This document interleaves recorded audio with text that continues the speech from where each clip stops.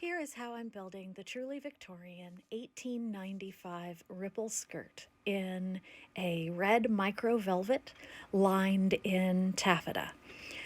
Here's the first try at a vertical seam, very wavy.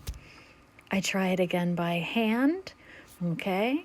Then I let it hang for a while and I separated the lining from the outside. And that worked. Now I have the nicely trained skirt, and you can see how it looks on a mannequin, nice flow at the bottom.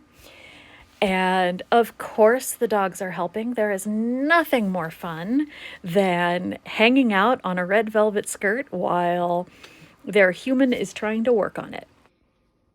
Now I'm ready to work on the hem of the Truly Victorian ripple skirt. I've finished. Here's my center panel here. And then I've basted, these are the side panels, and these side panels are a full quarter of a circle. The finished skirt is what I'm calling the enormous red velvet skirt. The finished skirt is almost, or if not a full circle. So, my goodness, the first step in training the hem and hemming it is to put in my basting stitches. And I think you can see there are 2 rows of these here. So I pinned the exact line on this bottom line of 42 inches from the waist to the floor. And this will be maybe ½ an inch off the floor if I'm in flats, or 1.5 inches off the floor if I'm wearing a 1-inch heel. So it might not actually brush the actual floor in the front and just have a slight train. I think that's perfect because I'm a modern lady. So this bottom line again is where I've marked the hem. I made sure to put all the skirt panels together and on a waistband and let it hang for a few days before I even started putting any of these hem marks in, because this skirt weighs a lot. It's several pounds of velvet, and oh, isn't that wonderful?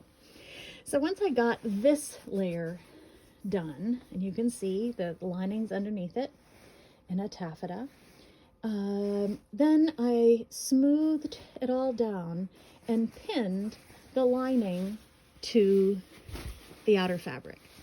And that's this top row of basting right here. And you can see if I don't get it right, then this is gonna bag. Well, this upper level that goes through both the outside of the skirt and the taffeta lining is just there to help me get the lining in place right. Because when you have the lining in place, you want the lining to be a little bit shorter than the outside so that you're not wearing a skirt with a lining showing. And so it's attached. On the other side, I will show you the next step. The next step is to hem the outside of the skirt. Here we go.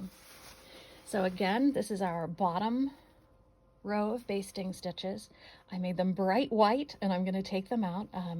I wouldn't do them in red because then I'd maybe miss some. So I basted it in white, and then I've added interfacing. This is a non-fusible interfacing. I don't want anything sticking to the outside of the velvet and looking a little ripply and strange. And you can see I've cut the interfacing to match the bottom of the pattern of the ripple skirt. Then I machine sewed, oh, the blasphemy. I machine stitched this piece of 2-inch wide red lace onto the bottom of the velvet. With that in place, I can then slide in the interfacing that goes just to this bottom. It doesn't fold up. Then a layer of horsehair braid, which is this light in here. And this is the horsehair trim. It's 2 inches wide. They call it horsehair, but it's clearly plastic.